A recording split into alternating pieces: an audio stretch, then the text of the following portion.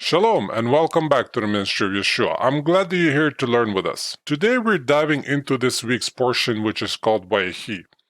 We will explore its wisdom, its beauty, and how it speaks to our lives right now.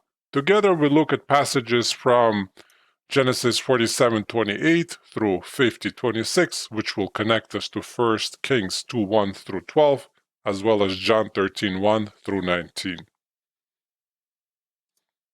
Let's start with the summary. Jacob finishes out the last 17 years of his life in the land of Egypt. When he knows he's about to die, he summons Joseph to his side. He makes Joseph take an oath that he will bury him in the promised land. Then he blesses Joseph's two sons, Manasseh and Ephraim, bequeathing to them the Abrahamic blessings. In so doing, he places Ephraim, the second-born, ahead of Manasseh, the firstborn. He says, "By you Israel will pronounce blessings, saying, may God make you like Ephraim and Manasseh." He adopts Joseph's sons as his own, thereby assuring that Joseph will receive a double portion of the inheritance. Jacob then summons all his sons to bestow his patriarchal blessing upon them before he dies. As he commences, the spirit of prophecy settles on him and he utters oracles over each tribe, indicating something of its future destiny. Reuben is removed as firstborn for an indiscretion committed in his youth. Levi and Simeon are rebuked for the massacre at Shechem. Judah is promised leadership, prominence, and monarchy. Each tribe receives some sign or token of their future, but Joseph receives the most abundant blessing of all. After blessing his sons, Jacob dies. Joseph has him embalmed and then escorted to Canaan by a large Egyptian funeral procession. They bury Jacob in Machpelah cave in Hebron, where Abraham and Isaac are already buried with their wives. On the way back to Egypt, the brothers are fearful that Joseph will now avenge himself on them, so he again assures them of his forgiveness. Before Joseph dies, he predicts a future redemption when God will lead the sons of Israel out of Egypt. He makes his brothers swear an oath, promising to take his remains with them when they go.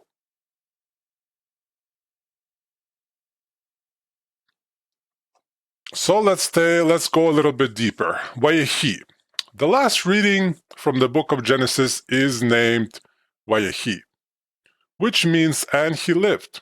The title comes from the first verse of the reading, which says, Jacob lived in the land of Egypt 17 years. Genesis 47:28. In this Torah portion, Jacob prepares for his death by securing a double portion of inheritance for Joseph and then blessing each of his sons with prophetic blessings. The book of Genesis ends with the death of Jacob, followed shortly by the death of Joseph and a promise of redemption from Egypt. Jacob lived in the land of Egypt 17 years, so the length of Jacob's life was 147 years, Genesis 47:28. Jacob lived in Egypt for 17 years. When he first came to Egypt, he summed up his life thus far by saying, "Few and unpleasant have been the years of my life," Genesis 47:9. The most bitter of all were the 22 years he had mourned over the loss of his son Joseph. Those years were over. The Torah says that on hearing the news that Joseph was in Egypt, Jacob's spirit revived and he said, "It is enough. My son Joseph is still alive. I will go and see him before I die," Genesis 45:28. The 17 years of his life in Egypt were his best because he was reunited with his beloved son. Yet throughout those years, Jacob was preparing to die. He had told Joseph, "Now let me die, since I have seen your face that you are still alive," Genesis 46:30. There is an old Jewish saying, "If one's end is good, all is good." Jacob's life was troubled by hardship and pain, but his end was good. This Torah portion describes Jacob's preparation for his death. It describes how he arranged for his burial, set his affairs in order, and bequeathed blessings to his children. As we follow the story of Jacob to its end, we can learn a few things about ending well. Preparing for life after death. Please do not bury me in Egypt when I lie down with my fathers. You shall carry me out of Egypt and bury me in their burial place. Genesis 47:29-30. Jacob knew his time was short. He wanted to make arrangements for his burial. He had Joseph swear that he would not bury him in Egypt, but that he would be carried to the land of Israel and buried with his fathers, Abraham and Isaac, in the Machpelah cave. Jacob's insistence on being buried in the family tomb back in the land of Canaan indicates that even in death he still believed in the Abrahamic promises. He believed the land of Canaan would one day belong to his children, and he wanted to be buried there. Moreover, Jacob believed in life after death. This is what he means when he told his sons, "I am about to be gathered to my people," Genesis 49:29. Jacob anticipated being reunited with his forefathers. Some cynics say that religion is a crutch for people who fear death. That may sometimes be the case, but it certainly does not apply to those who study the Torah. The Torah does not say much about life after death. It's really not a book about how to go to heaven or what happens after we die. The Torah is more concerned with how we live in this lifetime, not the next. It is possible to read the entire Torah and conclude that there is no afterlife or resurrection from the dead. In the days of the apostles, a sect of Judaism were called the Sadducees, did exactly that. They read the Torah, did not see anything about an afterlife, and concluded that there is no afterlife, no heaven or hell, no resurrection from the dead. As Sunday school teachers are quick to quip, this is why they were called the Sadducees. Another sect of Judaism from the days of the apostles disagreed, however. They were called the Pharisees. They read the same Torah as the Sadducees, but came to a different conclusion. Though the Torah is not a book about afterlife or how to receive eternal life, the Pharisees found many hints and clues that pointed toward the afterlife and the resurrection from the dead. Once a Pharisee named Rabbi Simai was arguing with the Sadducees. They asked him to prove from the Torah that the dead would be raised. Rabbi Simai said this, "From where in the Torah do we learn the resurrection of the dead? From the verse, 'I also established my covenant with them to give them the land of Canaan.' It doesn't say to give you, it says to give them. Therefore, since Abraham, Isaac, and Jacob haven't yet received the land, the resurrection of the dead is proved from the Torah." And you can find it in Talmud quoting Exodus 6:4. Rabbi Simai's point is that God promised to give the land to Abraham, Isaac, and Jacob, not just to their descendants. Yet, as the writer of the book of Hebrews points out, the patriarchs died in faith without receiving the promises. Hebrews 11:13. God must keep his promise, but in order to do so, he will have to raise the patriarchs from the dead. This explains why Jacob was so adamant about being buried in the tomb of his fathers in the land of Canaan. Rabbi Simai's argument with the Sadducees sounds similar to Yeshua's.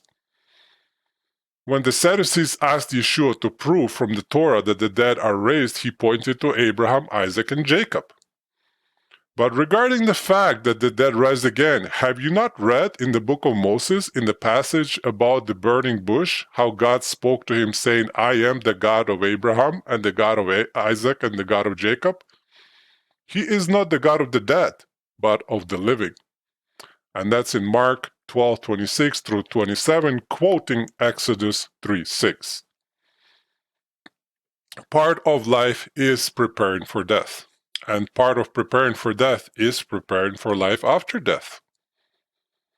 Jacob prepared for death in full confidence because he had a relationship with the living God.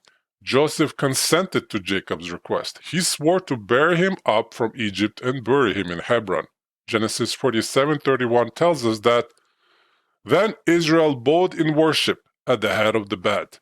Perhaps Joseph remembered his dream in which he had foreseen his father bowing before him. Jacob and Joseph's sons. Now your 2 sons who were born to you in the land of Egypt before I came to you in Egypt are mine, Ephraim and Manasseh, shall be mine, as Reuben and Simeon are. Genesis 48:5. 17 years after arriving in Egypt, Jacob fell sick. He was dying. It was time to set his affairs in order and settle matters of inheritance. Joseph went to see him. He brought his 2 sons, Ephraim and Manasseh. Jacob wanted to bequeath the right of firstborn to his beloved son Joseph. Joseph was the firstborn of the only wife Jacob had ever meant to marry, but in fact Reuben was his firstborn. A long line of brothers stood in the birth order before Joseph. This did not deter Jacob, however. He had not been the firstborn, yet he had received the firstborn blessing. He could not legitimately ignore the older son's right, but he could do something to make sure Joseph received the firstborn's double portion.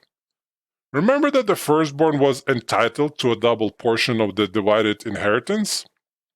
And we can see that in Deuteronomy 21:17 it says this, "He shall acknowledge the firstborn by giving him a double portion of all that he has, for he is the beginning of his strength. To him belongs the right of the firstborn." Jacob secured a double portion for the family of Joseph by adopting Joseph's 2 sons, Ephraim and Manasseh. He adopted them and declared them his legal heirs. Instead of the family inheritance being split between the 12 brothers, it would now be split between 13 brothers, Ephraim and Manasseh representing Joseph. This automatically ensured that Joseph's household would receive the double portion. This is made explicit in 1 Chronicles 5:1, which says, "Reuben's birthright was given to the sons of Joseph, the son of Israel." In addition to adopting the 2 sons of Joseph and thereby upsetting the natural birth order rights of his family, Jacob also inverted the birth order of Ephraim and Manasseh. Manasseh was the elder, Ephraim was the younger, but Jacob placed Ephraim ahead of Manasseh. Just as Jacob's mother Rebekah had received a prophecy that Jacob would be greater than Esau, so too Jacob prophetically saw that Ephraim's descendants, the tribe of Ephraim, would be dominant over that of Manasseh. Like Ephraim and Manasseh, he blessed them that day, saying, "By you Israel will pronounce blessing, saying, May God make you like Ephraim and Manasseh." Thus he put Ephraim before Manasseh, Genesis 48:20. Jacob laid his hands on Ephraim and Manasseh and bestowed a blessing upon them. As the writer of the book of Hebrew puts it, by faith Jacob, as he was dying, blessed each of the sons of Joseph. Hebrews 11:21. Now Jacob declared that the children of Israel would henceforth bless their own children, saying, "May God make you like Ephraim and Manasseh." In observant Jewish families, on Friday nights, while the family is gathering around the Sabbath table, fathers lay their hands on their children and bless them. To their sons they say, "May God make you like Ephraim and Manasseh," and to their daughters they say, "May God make you like Sarah, Rebekah, Rachel, and Leah." He blesses each of the children with the words of the priestly benediction, and as he feels led, other words of encouragement and blessing. Why would he, on one hand, bless his sons to be like Ephraim and Manasseh, while on the other hand, blessing his daughters to be like the matriarchs, Sarah, Rebekah, Rachel, and Leah? Why not maintain the symmetry between the boys and the girls by blessing the sons that they might be like Abraham, Isaac, and Jacob? Why does it really mean to pray over the sons that they should be like Ephraim and Manasseh? Now let's talk about it. There are various explanations. It is often said that Ephraim and Manasseh were the first to be raised in exile in a foreign culture and still maintain their faith and practice. Therefore, we bless our sons with the hope that they will not be assimilated into the predominant culture. We pray that they will stand fast for the Lord. When we pray that our children will be like Ephraim and Manasseh, we are essentially asking that they might inherit the blessing of Abraham, Isaac, and Jacob. Just as Ephraim and Manasseh were directly adopted by Jacob, we too pray that our sons will be reckoned as spiritual heirs of Jacob. This still does not explain why Jewish parents bless the daughters to be like the matriarchs, but do not bless their sons to be like the patriarchs.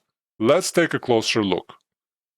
If we look more closely at the blessing Jacob bestowed upon Ephraim and Manasseh, we discover that through this blessing he transfers the Abrahamic covenant and promises to the sons. Just as he had received the blessing from his father Isaac, who received it from Abraham, he passes it on now to Ephraim and Manasseh. And it says this: "The God before whom my fathers Abraham and Isaac walked, the God who has been my shepherd all of my life to this day, the angel who has redeemed me from all evil, bless the lads, and may my name live on in them, and the names of my fathers Abraham and Isaac, and may they grow into a multitude of the midst of the earth, in the midst of the earth." Genesis 48:15-16. When Jacob asks that his name and the names of his fathers may live on in the boys, he is asking that they will walk in the same blessings and covenant relationship that God bestowed upon the patriarchs. So essentially, this blessing is equivalent to saying, "May God make you, Ephraim and Manasseh, like Abraham, Isaac, and Jacob." Therefore, when we bless our sons saying, "May God make you like Ephraim and Manasseh," the actual blessing in view is the blessing Jacob spoke over the boys. It's not that Ephraim and Manasseh were so wonderful that Jacob wanted all the Jewish boys to be just like them. Instead, he wanted all the sons of Israel to receive the same blessing he bestowed upon them. The Jewish parents blessing their children at the Sabbath table are asking God to reckon their children as heirs of the covenant and the blessings that he bestowed upon Abraham, Isaac, and Jacob. By opening the blessing up to all of Israel, Jacob makes it clear that this blessing is not to be regarded as exclusive to Joseph's sons. Recall that Isaac inherited the blessing, but Ishmael did not. Jacob inherited, but Esau did not. Jacob wants the blessing he bestowed upon Joseph's sons to also rest upon all of his descendants. He wants all the sons of Israel to be a part of the covenant God made with Abraham, Isaac, and Jacob.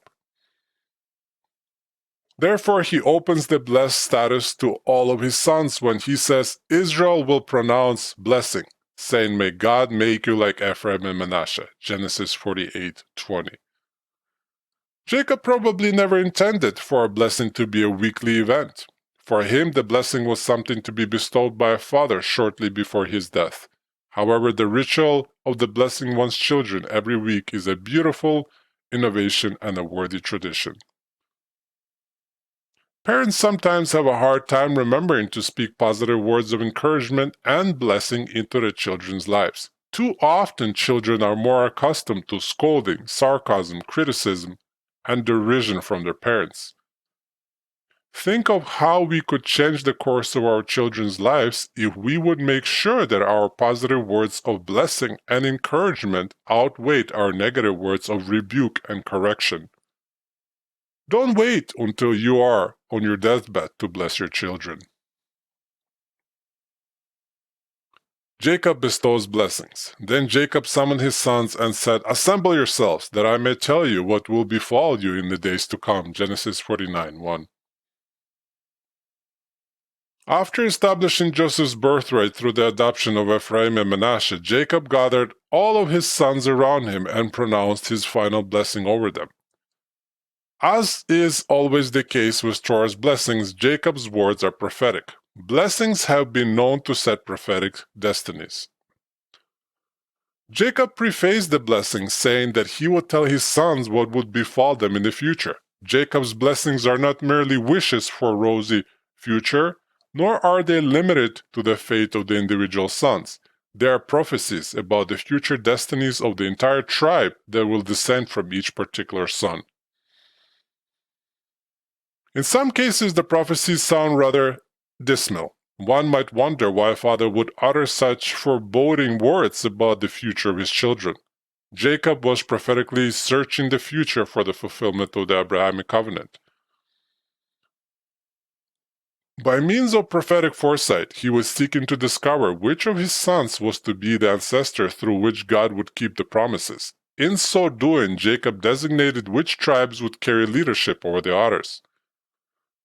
We will take a brief look at each of the blessings as Jacob delivers the blessings. He speaks to them as poetry, actually. We will talk about Reuben. Reuben, you are my firstborn, my might and the beginning of my strength, preeminent in dignity and preeminent in power. Genesis 49:3. Naturally, everyone supposed that the firstborn should have the right of firstborn. Reuben was Jacob's firstborn son. The family assumed that Reuben was to be the main inheritor. Jacob disqualified him from that position. He said, "You shall not have preeminence because you went up to your father's bed. Then you defiled it. He went up to my couch." Genesis 49:4. And he was referring to the incident in which Reuben moved his father's bed from Bilhah. He described Reuben as uncontrolled as water, a poetic way of saying that he lacked self-control and was therefore not worthy to receive the birthright. And this is a very important point because in a lot of Bibles, a lot of people got the wrong meaning that Reuben actually slept with Jacob's concubine Bilhah. That was not what happened.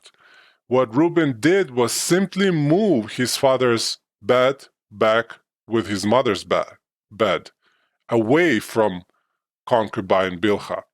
And that is the right interpretation and the right teaching that has been taught and passed from generation to generation.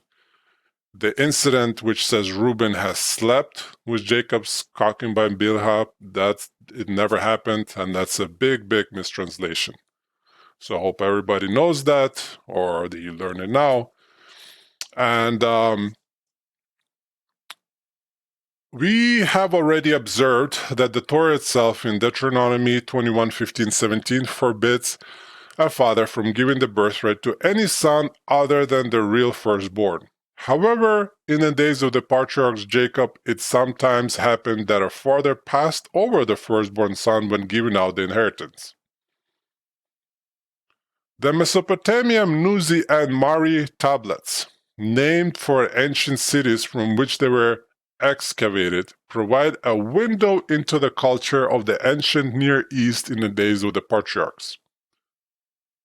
The tablets indicate that, at least in some cases, a father could designate a firstborn of his choosing.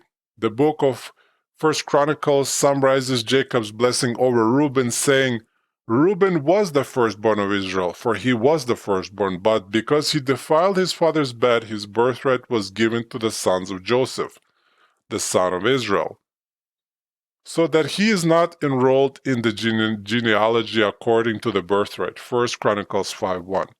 The tribe of Reuben never did hold preeminence in Israel. No kings or great leaders came from the ranks of Reuben. Jacob's blessing over Reuben reminds us of the dangers of sin.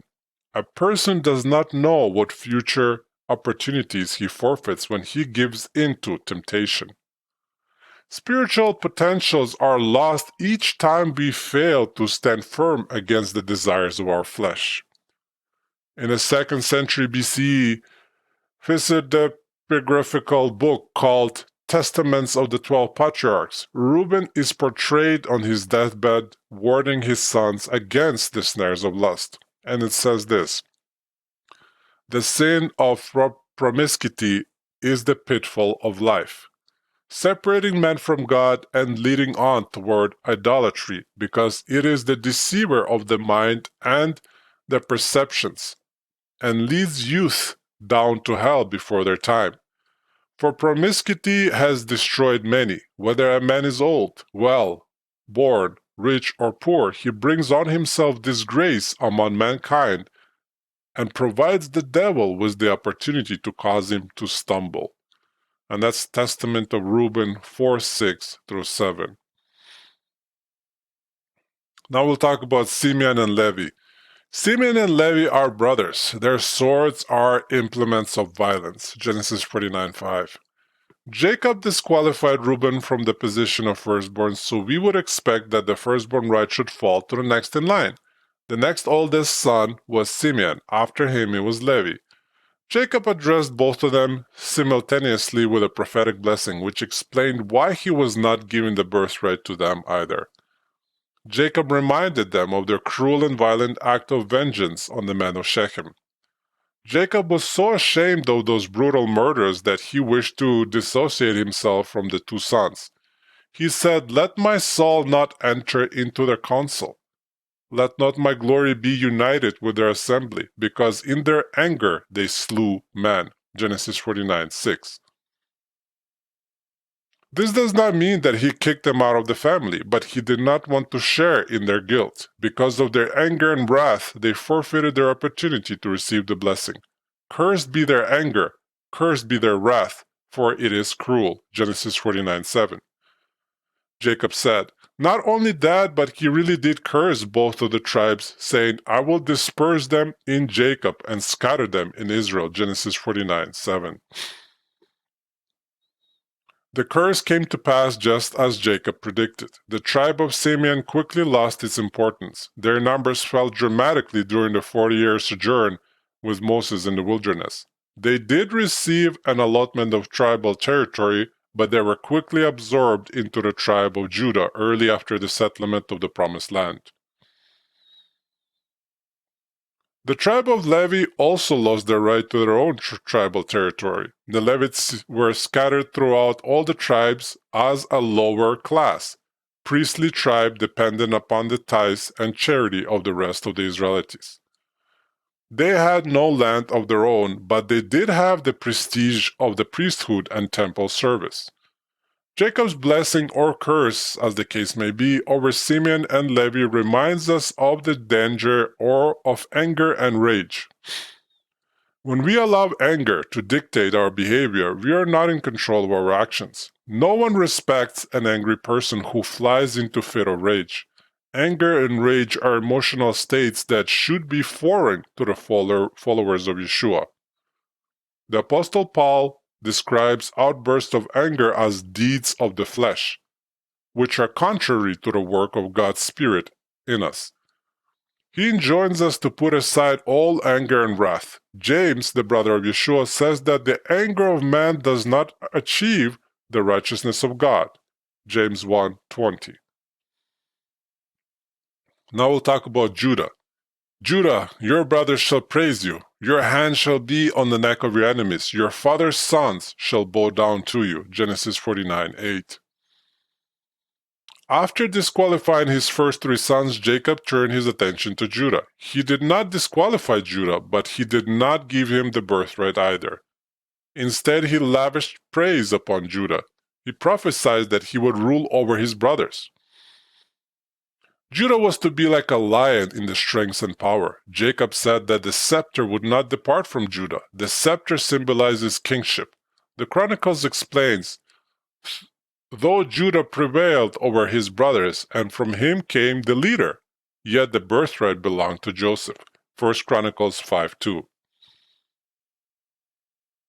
Jacob's blessing over Judah began to see their fulfillment when David, a shepherd from the tribe of Judah, rose to the throne over all the tribes of Israel. David began a dynasty of kings that held the throne in Jerusalem until the Babylonian exile in 586 BCE.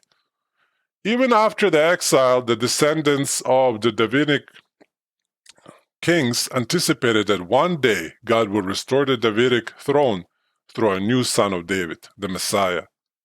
Jacob's blessing over Judah are filled with rich messianic prophecies. For example, one of the titles of the Messiah is the Lion that is from the tribe of Judah.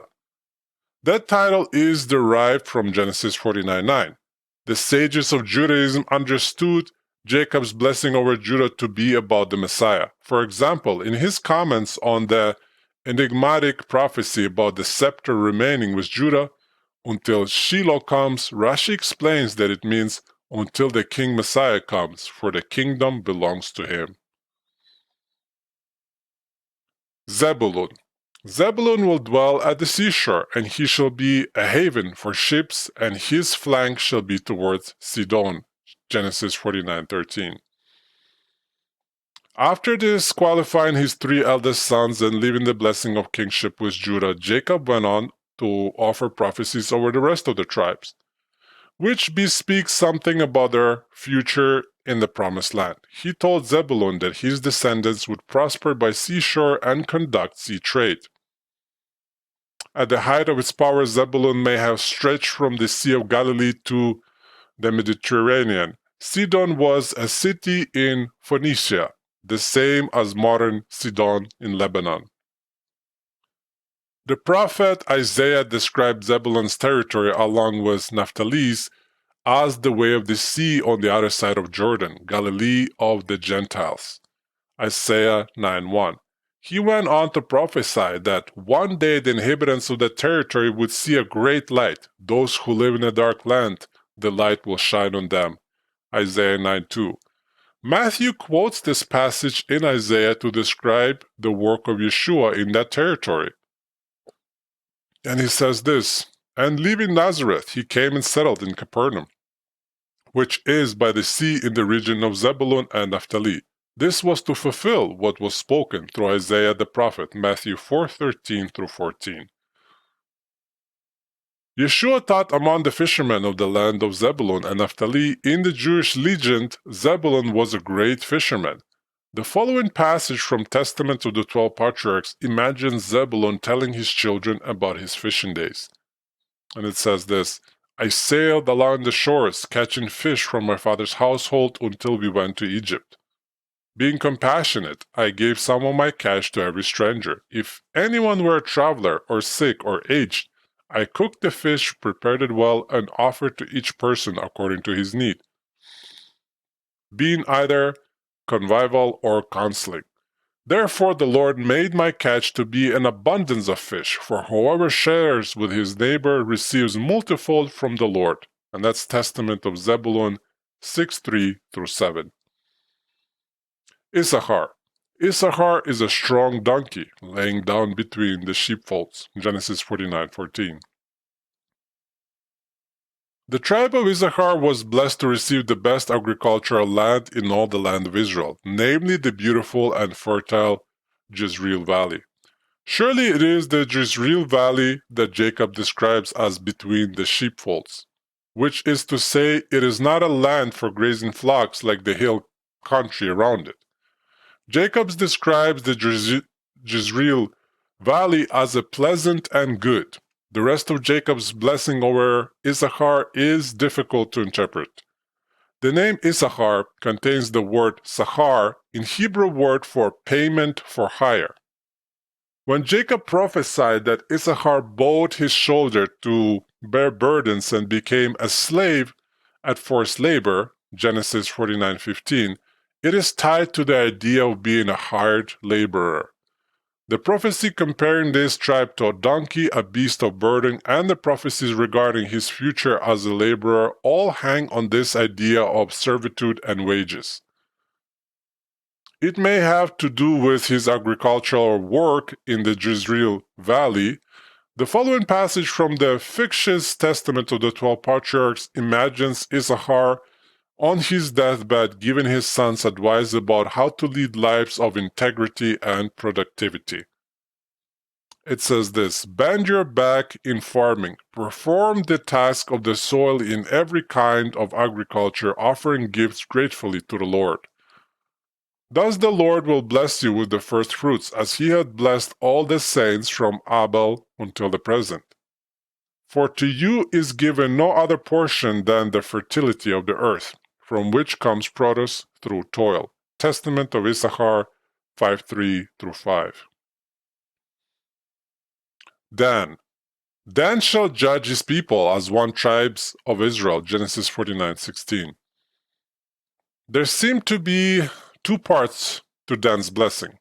In the first, Jacob predicted that Dan would be a judge in Israel. The name Dan means judgment. This prophetic blessing was best fulfilled through the life of Dan's most famous judge, the incredible strongman Samson. The second part of the blessing predicted that Dan shall be a serpent in the way, a horned snake in the path that bites the horse's heels so that his rider falls backward. Genesis 49:17. This may refer to a military prowess in battle, but it seems to suggest something more sinister. Dan was the first of the 12 tribes to instinctually accept idolatry. They abandoned their allotted territory between Benjamin and the Philistine coastlands and headed north, where they became a center of idolatry among the tribes of Israel. In the days of divided monarchy, a golden calf and an altar to the Lord stood at the high place of worship outside the city of Dan. Perhaps the bite of the serpent to which Jacob refers is the deception of idolatry. In the fictitious testaments of the 12 patriarchs, Dan warns his sons that Satan will attempt to trip them. And that's very interesting. It says this, "And now fear the Lord, my children. Be on guard against Satan and his spirits. The enemy is eager to trip up all who call on the Lord because he knows that on the day in which Israel trusts, the enemy's kingdom will be brought to an end." Testament of Dan 6:1-4. Now God. As for God, riders shall raid him, but he will raid at their heel. Genesis 49:19. 4 of the 6 Hebrew words in Jacob's brief blessing over God are variant forms of God's name. So the name God means a troop, but in various forms it carries connotations of raiding, which Jacob employs in 49:19. The implication of the verse is that though God will be attacked by a great multitude, he will turn and chase them down.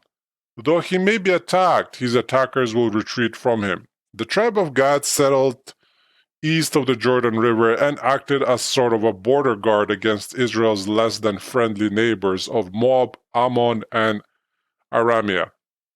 Hence, the tribe of Gad acquired a warrior reputation, as Jacob's prophecy indicated. Jacob portrayed God as victorious over his enemies. Asher.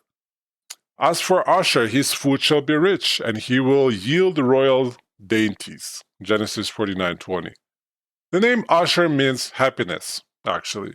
Jacob's blessing over Asher implies that his tribe was destined to bring Israel success and happiness through agriculture and royal dainties. The royal dainties are often understood to be jewels of some sort. In Jewish tradition, the sign of the tribe of Asher is a precious jewel. Perhaps because the tribal territory of Asher was situated by the sea, they were able to import treasures to Israel. Naphtali. Naphtali is a doe let loose. He gives beautiful words. Genesis 49:21. In his blessing over Naphtali, Jacob described the tribe of Naphtali as a doe let loose. Now, I do not know the significance of the blessing. Some legends about Naphtali say that he was a runner. In the Testament of the 12 Patriarchs, Naphtali tells his sons this, "Since I was light on my feet like a deer, my father Jacob appointed me for all missions and messages, and as a deer he blessed me." The second line of the blessing is less certain in translation. It is either that Naphtali gives beautiful words or that he bears beautiful fawns. If it should be read as he gives beautiful words, it may be a prophecy of the ministry of Yeshua. The territory of Naphtali included the northern shore of the Sea of Galilee, where Yeshua did most of his teaching. And most of the words recorded in the Gospels were spoken in the territory of Naphtali. He gives beautiful words. Genesis 49:21. And leaving Nazareth, he came and settled in Capernaum, which is by the sea in the region of Zebulun and Naphtali.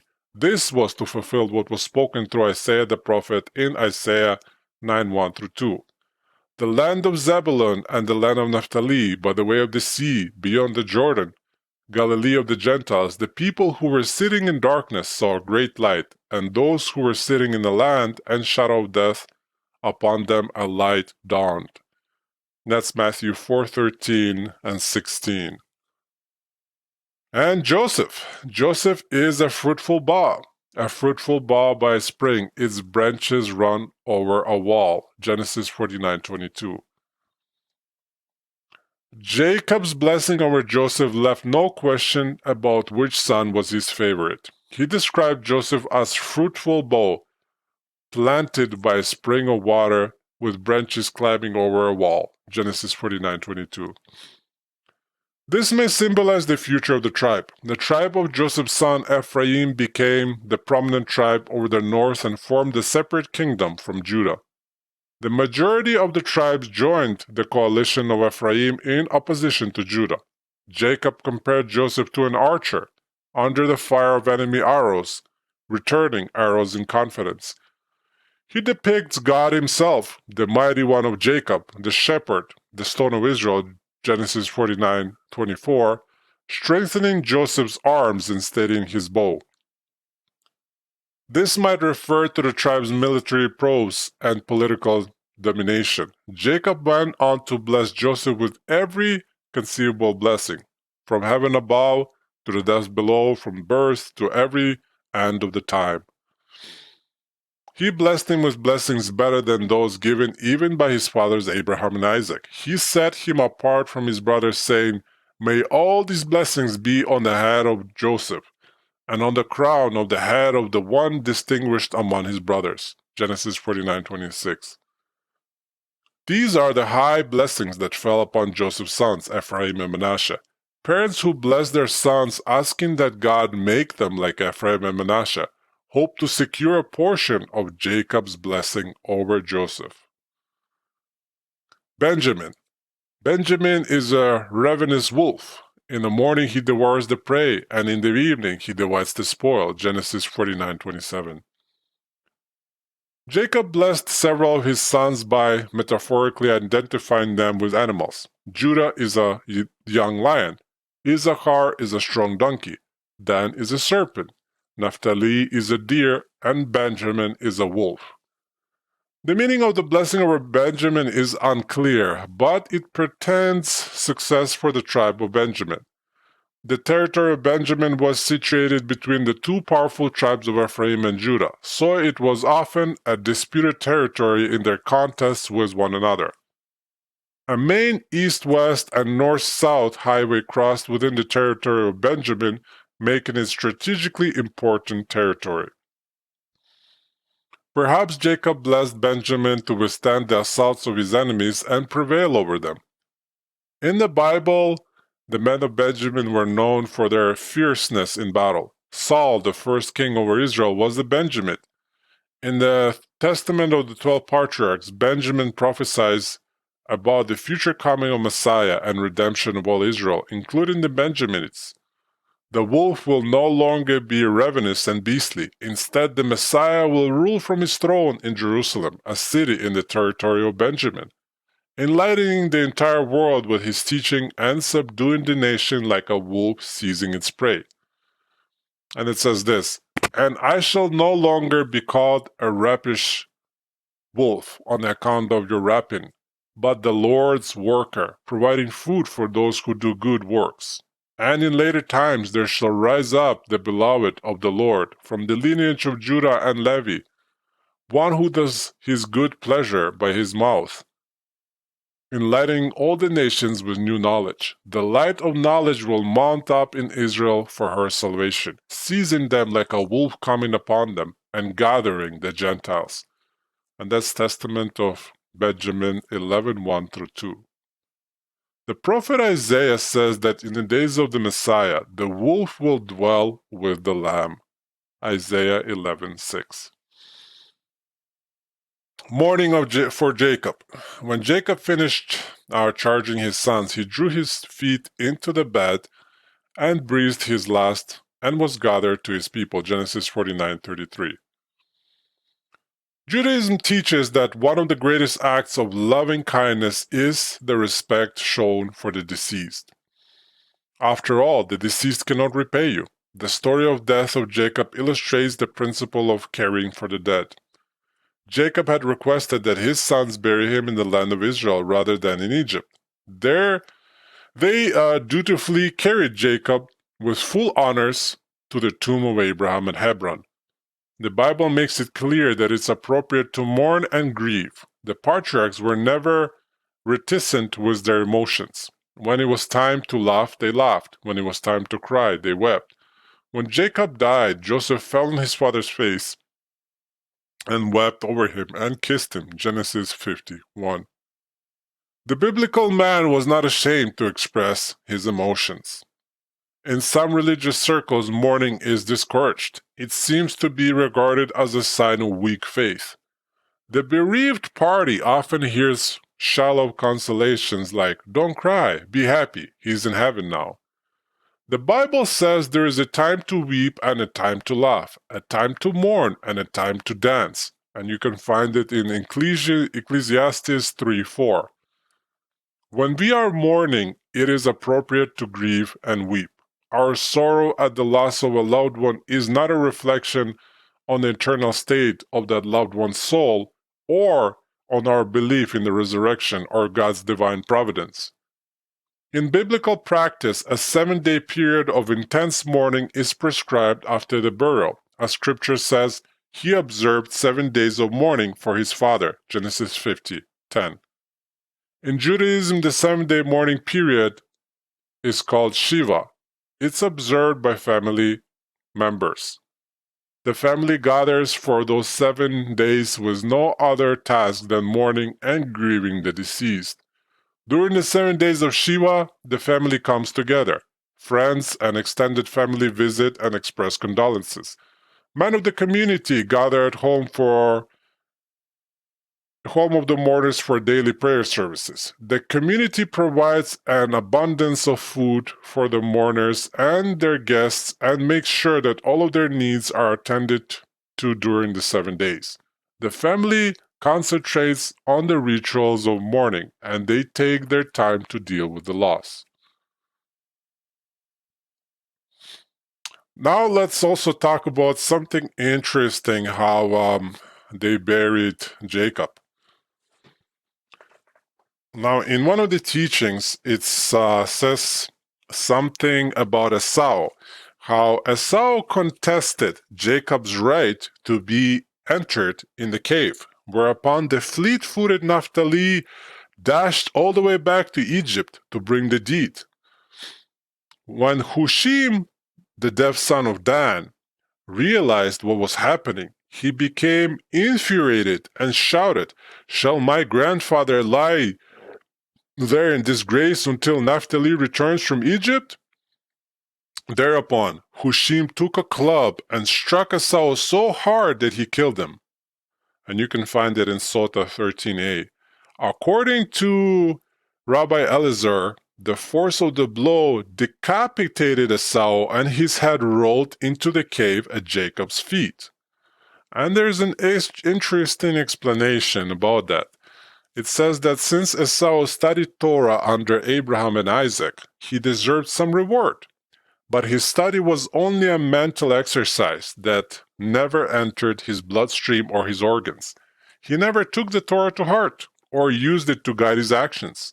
Thus, only his head could enter the cave for burial, but not his limbs and other organs. That's a very, very interesting midrash. I'm not sure if you guys have heard it, but something for sure interesting to know. And the next section, we'll talk about something that is amiss. Joseph said to his brothers, "I am about to die, but God will surely take care of you and bring you up from this land to the land which he promised on oath to Abraham, to Isaac, and to Jacob." Genesis 50:24.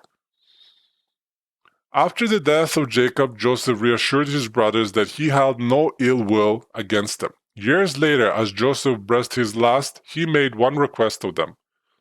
He asked them to promise that they would carry his bones with them when they left Egypt, and that they would bury his bones in the promised land. When Jacob died, his sons had carried him to Canaan with the accompaniment of an Egyptian honor guard. Why did they not do the same for Joseph? Why was it necessary for them to wait until they left Egypt to bring Joseph's bones to Canaan? The last verses of the book of Genesis seems to imply that something was amiss in Egypt. For some reason, the family of Jacob was not able to leave Egypt to bury Joseph. Instead, Joseph assured them that one day God would keep the promises he made to Abraham, Isaac, and Jacob by bringing them out of Egypt. Thus, Genesis ends with a foreboding hint about the state of the Hebrews in the land of Egypt. God will take care of you. God will surely take care of you, and you shall carry my bones up from here. Genesis 50:25.